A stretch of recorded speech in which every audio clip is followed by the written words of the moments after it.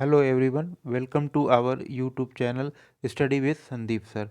आज हम गोरखपुर विश्वविद्यालय द्वारा दिनांक 31/12/2022 को आयोजित की गई BA second year third semester समाजशास्त्र, जिसका सब्जेक्ट कोड SOC 201 है, का हल लेकर आपके सामने आए हैं। और इस आंसर की के द्वारा आप अपने उत्तर की जांच कर सकते हैं। उत्तर की जांच करने के बाद आपके कितने प्रश्न सही हुए, इसको आप कमेंट बॉक्स में जाकर अपने कमेंट के माध्यम से हमें अवगत अवश्य कराइएगा। यदि आपको यह वीडियो अच्छा लगे तो इसको लाइक कीजिएगा, और यदि आप हमारे चैनल पे नए हैं तो चैनल को सब्सक्राइब करना मत भूलिएगा। तो आइए हम प्रश्न पत्र को देखते हैं। इसमें जो पहला प्रश्न है, आपसे पूछा गया है कि सीमाओं का सिद्धांत किसने दिया है। 4 विकल्प दिए गए हैं और 4 विकल्प में से जो सही विकल्प है वह है विकल्प ए, सोरोकिन। सीमाओं का सिद्धांत सोरोकिन के द्वारा दिया गया है, यानी विकल्प ए सही है। अब हम आगे चलते हैं प्रश्न संख्या 2 की ओर, जिसमें पूछा गया है कि कौन सी प्रक्रिया भारत में संरचना के परिवर्तन को प्रदर्शित करती है। तो जो इसका सही उत्तर होगा वह है ऑप्शन ए, आधुनिकीकरण की प्रक्रिया। भारत में संरचना के परिवर्तन को स्पष्ट करती है, प्रदर्शित करती है। अगले प्रश्न की ओर हम बढ़ते हैं, प्रश्न संख्या 3, जिसमें आपसे पूछा गया है कि बढ़ता हुआ प्रौद्योगिकी विकास सामाजिक परिवर्तन के किस प्रतिमान से संबंधित है। तो इसका जो सही उत्तर होगा ऑप्शन डी, रेखीय प्रतिमान से। अब हम अगले प्रश्न की ओर चलते हैं, प्रश्न संख्या 4, जिसमें आपसे पूछा गया है कि कौन सा तथ्य सामाजिक परिवर्तन का स्रोत नहीं है। तो इसका जो सही उत्तर है ऑप्शन ए, परंपरा। परंपरा जो है सामाजिक परिवर्तन का स्रोत नहीं होती है। तो अगले प्रश्न की ओर हम चलते हैं, प्रश्न संख्या 5, जिसमें आपसे पूछा गया है कि आगबर्न के अनुसार भौतिक और अभौतिक संस्कृति के बीच पैदा होने वाला असंतुलन क्या कहलाता है।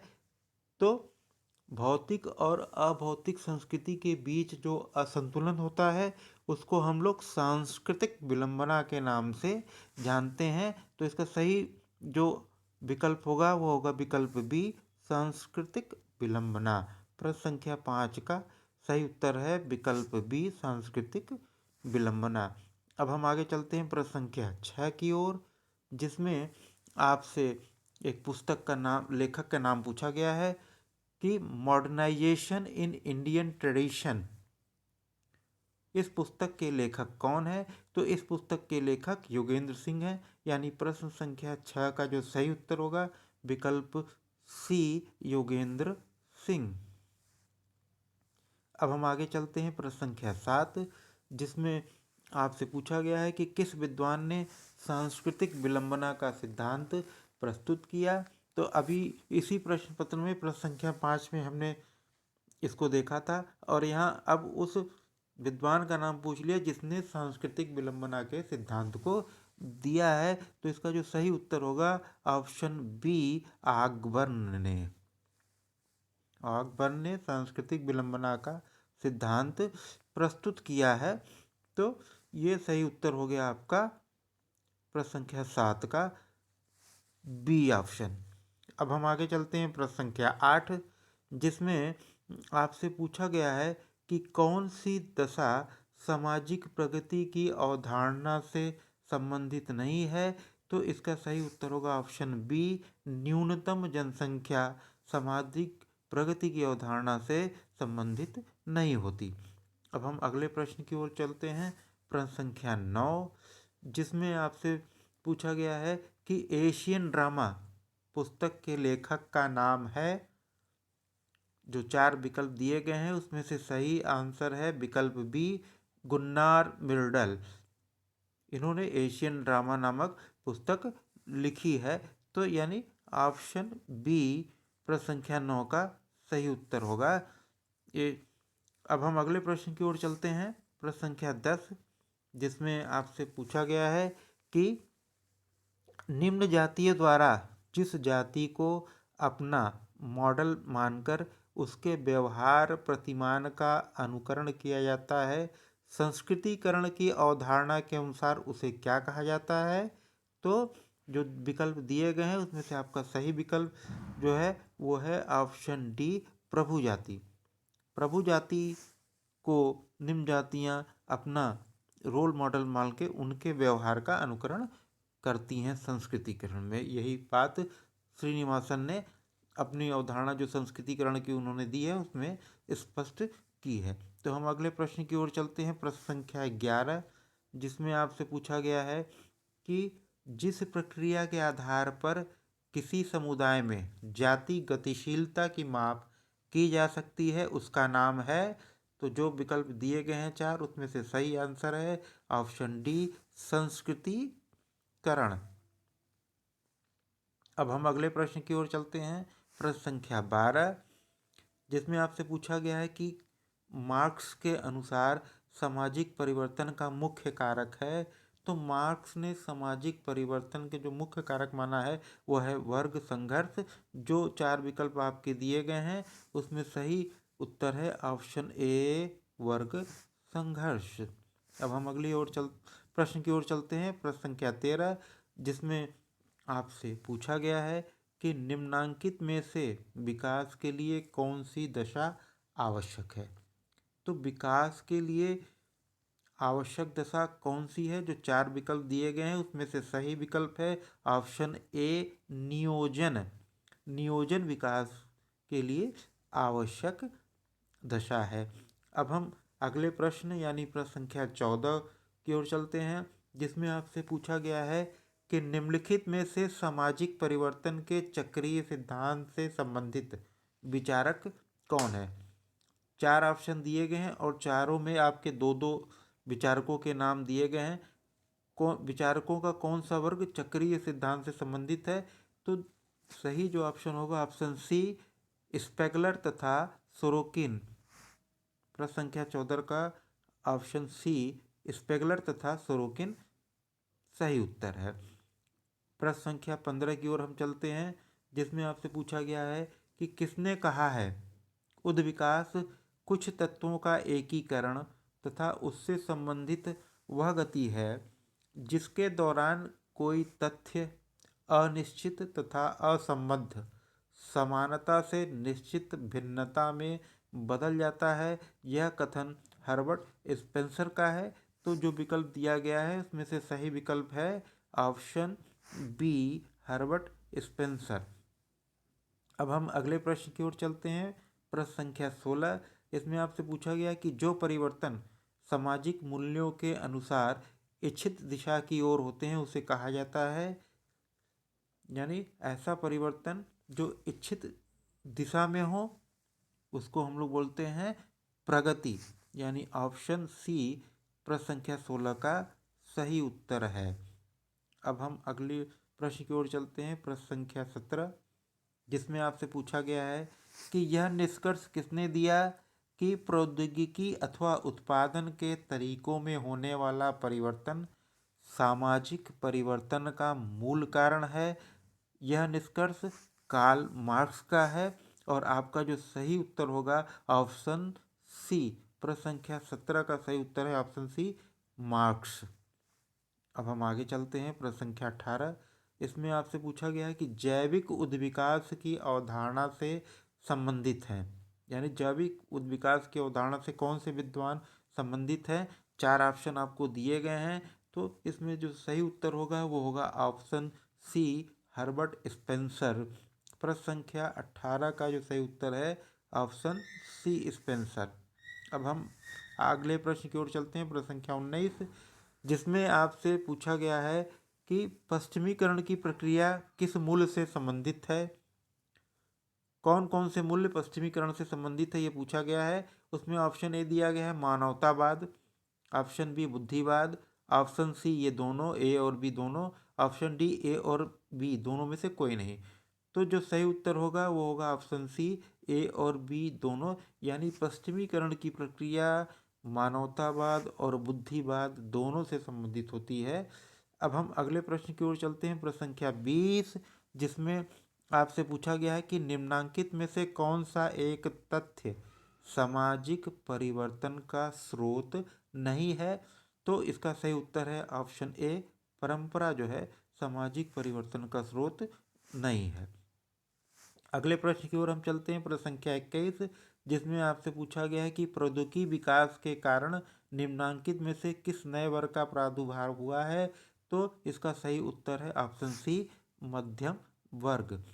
प्रौद्योगिकी विकास के कारण मध्यम वर्ग की उत्पत्ति हुई है, प्रादुर्भाव हुआ है।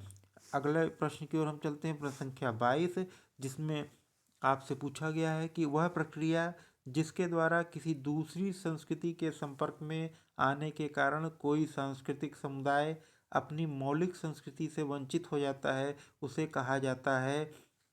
4 ऑप्शन दिए गए हैं, सामाजिक परिवर्तन, सांस्कृतिक प्रसार, पर संस्कृति ग्रहण, सातवीकरण। तो जो इसका सही उत्तर होगा वह होगा ऑप्शन डी, सातवीकरण।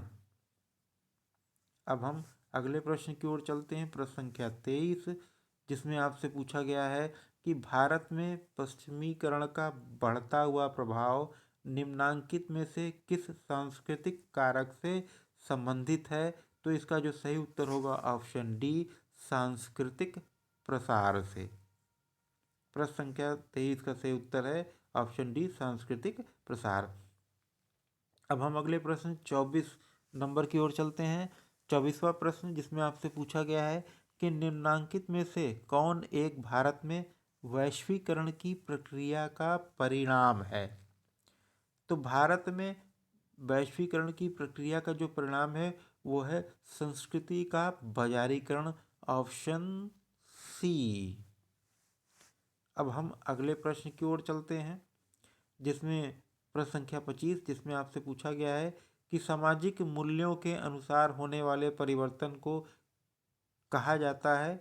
तो ऐसे परिवर्तन जो सामाजिक मूल्यों के अनुसार होते हैं उनको हम लोग प्रगति के नाम से जानते हैं, यानी आपका जो सही उत्तर होगा ऑप्शन ए। प्रश्न संख्या 25 का सही उत्तर है ऑप्शन ए, प्रगति। अगले प्रश्न, प्रश्न संख्या 26 को हम देखते हैं, जिसमें आपसे पूछा गया है कि किसने यह कथन दिया है कि इतिहास कुलीन तंत्रों का कब्रिस्तान है। तो यह कथन जो है पेरेटो का है, यानी आपका जो सही उत्तर होगा ऑप्शन सी। अब अगले प्रश्न की ओर हम चलते हैं, प्रश्न संख्या 27, जिसमें आपसे पूछा गया है कि निम्नांकित में से किसने शासकों के अभिजात की अवधारणा दी है। तो ये जो प्रश्न है इसका उत्तर होगा ऑप्शन सी, बी, पेरेटो। अब हम अगले प्रश्न की ओर चलते हैं, प्रश्न संख्या 28, जिसमें आपसे पूछा गया है कि निम्नलिखित में से कौन सा एक औद्योगिकरण का परिणाम नहीं है। तो जो 4 ऑप्शन दिए गए हैं उसमें से सही उत्तर होगा ऑप्शन डी, एकाकी परिवारों का विघटन। संयुक्त परिवारों का विघटन हुआ, एकाकी परिवारों का विघटन इसका परिणाम नहीं है। अब हम अगले प्रश्न की ओर चलते हैं, प्रश्न संख्या 29, जिसमें 2 सूचियां दी गई हैं, लिस्ट ए और लिस्ट बी, यानी फर्स्ट और सेकंड लिस्ट, जिसमें सिद्धांत दिए गए हैं एक लिस्ट में और एक लिस्ट में उसके कौन कौन प्रतिपादक हैं, और आपको मैच कराना है कि कौन से विचारक किस सिद्धांत से संबंधित है। पहले में जो चक्रीय सिद्धांत दिया है, दूसरे में रेखीय सिद्धांत, तीसरे में अभिजात वर्ग का और चौथे में अतिरिक्त मूल का। इसको जब आप मैच करेंगे तो इसमें चक्रीय सिद्धांत के जो संबंधित विद्वान हैं वो हैं सोरोकिन। ए में आ जाएगा 3, और अतिरिक्त मूल का सिद्धांत यानी जो डी में वो 4 हो जाएगा। तो इसका जो सही उत्तर होगा वो होगा ऑप्शन ए। चक्रीय सिद्धांत से संबंधित है सोरोकिन, रेखीय सिद्धांत से संबंधित है स्पेंसर, अभिजात वर्ग के परिभ्रमण का सिद्धांत पेरेटो का है और अतिरिक्त मूल्य का सिद्धांत दिया है कार्ल मार्क्स ने। यानी इस प्रश्न का जो सही उत्तर होगा विकल्प ए। अब हम अगले प्रश्न की ओर चलते हैं, प्रश्न संख्या 30, जिसमें आपसे पूछा गया है कि विलेज इंडिया नाम की पुस्तक के लेखक कौन है। तो विलेज इंडिया पुस्तक लिखी गई है मैकियम मैरियट के द्वारा, यानी ऑप्शन सी। प्रश्न संख्या 30 का सही उत्तर होगा ऑप्शन सी, मैकियम मैरियट। अब हम अगले प्रश्न की ओर चलते हैं, प्रश्न संख्या 31, जिसमें आपसे यह पूछा गया है कि सामाजिक परिवर्तन की प्रक्रिया के रूप में लौकिकीकरण की अवधारणा को किसने दिया। तो इसका जो सही उत्तर होगा वह है ऑप्शन बी, M.N. श्रीनिवास के द्वारा लौकिकीकरण की अवधारणा का सिद्धांत दिया गया। प्रश्न संख्या 32 की ओर हम चलते हैं, जिसमें आपसे पूछा गया है कि प्रौद्योगिकी विकास के कारण निम्नलिखित में से किस नए वर्ग का प्रादुर्भाव हुआ। देखिए ये प्रश्न दोबारा पूछ लिया गया, अभी इसी प्रश्न पत्र में यह प्रश्न पूछा गया था और फिर से यह प्रश्न पूछ लिया गया। तो यह है मध्यम वर्ग इस प्रश्न का, यानी प्रश्न संख्या 32 का जो सही उत्तर होगा ऑप्शन सी, मध्यम वर्ग। अब अगले प्रश्न की ओर हम चलते हैं, प्रश्न संख्या 33, जिसमें आपसे पूछा गया है कि निम्नलिखित में से कौन सी विशेषता आधुनिकीकरण की प्रक्रिया से संबंधित नहीं है। 4 ऑप्शन दिए गए हैं, ऑप्शन ए तर्कवाद, ऑप्शन बी गतिशीलता, ऑप्शन सी मानवतावाद, ऑप्शन डी परिवारवाद। तो देखिए आधुनिकीकरण की जो प्रक्रिया है तर्कवाद से भी संबंधित है, गतिशीलता से भी संबंधित है, मानवतावाद से भी संबंधित है, परिवारवाद से संबंधित नहीं है। और यही आपसे पूछा गया है कि आधुनिकीकरण की प्रक्रिया से संबंधित नहीं है, तो इसका सही उत्तर होगा ऑप्शन डी, परिवारवाद। अब हम अगले प्रश्न की ओर चलते हैं, प्रश्न संख्या 34, जिसमें आपसे पूछा गया है कि वैश्विक ग्राम ग्लोबल विलेज का कॉन्सेप्ट किसने दिया। तो जो इसका जो सही उत्तर होगा वो होगा ऑप्शन बी, M. मैकलुहन। इन्होंने ग्लोबल विलेज की अवधारणा दी थी। प्रश्न संख्या 34 का जो सही विकल्प होगा ऑप्शन बी, M. मैकलुहन। अब अगले प्रश्न की ओर चलते हैं, प्रश्न संख्या 32, इसमें पूछा गया है कि वेबलेन को कहा जाता है। जो सही उत्तर है 4 विकल्प जो दिए गए उसमें से ऑप्शन ए, प्रौद्योगिकी निर्धारणवादी, टेक्नोलॉजिकल डिटर्मिनिस्ट वेबलेन को कहा जाता है, यानी प्रश्न संख्या 35 का जो सही उत्तर होगा ऑप्शन ए। अब हम प्रश्न संख्या 36 की ओर चलते हैं, जिसमें आपसे पूछा गया है class and class conflict in industrial society के पुस्तक के रचयिता हैं। तो इसका जो सही उत्तर होगा ऑप्शन सी, रॉल्फ डेहरेनडॉर्फ। प्रश्न संख्या 36 का विकल्प सी सही उत्तर है। अब हम आगे चलते हैं, प्रश्न संख्या 37, जिसमें आपसे पूछा गया है कि किसने कहा है कि उत्पादन के तरीकों में होने वाला परिवर्तन सामाजिक परिवर्तन का मूल कारण है। तो यह कहा गया है कार्ल मार्क्स के द्वारा, यानी प्रश्न संख्या 37 का ऑप्शन ए सही उत्तर है। अब हम अगले प्रश्न की ओर चलते हैं, प्रश्न संख्या 38, जिसमें आपसे पूछा गया है कि निम्नलिखित में से कौन सी वैश्वीकरण की विशेषता है। वैश्वीकरण की विशेषता क्या है। ऑप्शन ए, सुपरिभाषित सामाजिक स्तरीकरण, ऑप्शन बी राजनीतिक एकीकरण, ऑप्शन सी संजातीय एकीकरण, ऑप्शन डी आर्थिक एवं सांस्कृतिक एकीकरण। तो इसका जो सही उत्तर होगा ऑप्शन डी, आर्थिक एवं सांस्कृतिक एकीकरण। अब हम प्रश्न संख्या 39 की ओर चलते हैं, जिसमें आपसे पूछा गया है कि लघु और बृहत परंपरा का व्यवस्थित विवरण किसने प्रस्तुत किया है। तो इसका जो सही उत्तर होगा वो है ऑप्शन बी, मैकिम मैरियट ने। मैकिम मैरियट ने लघु और बृहत परंपरा का व्यवस्थित विवरण प्रस्तुत किया है। और इस प्रश्न पत्र का जो अंतिम प्रश्न है, यानी 40वां प्रश्न, जिसमें आपसे पूछा गया है कि जब अनेक लघु परंपराएं किसी बृहत परंपरा के विकास में योगदान करती हैं, तब इस प्रक्रिया को क्या कहा जाता है? तो इसको कहा जाता है सार्वभौमिकीकरण। यानी प्रश्न संख्या 40 का जो सही उत्तर होगा वो होगा ऑप्शन सी, यूनिवर्सलाइजेशन।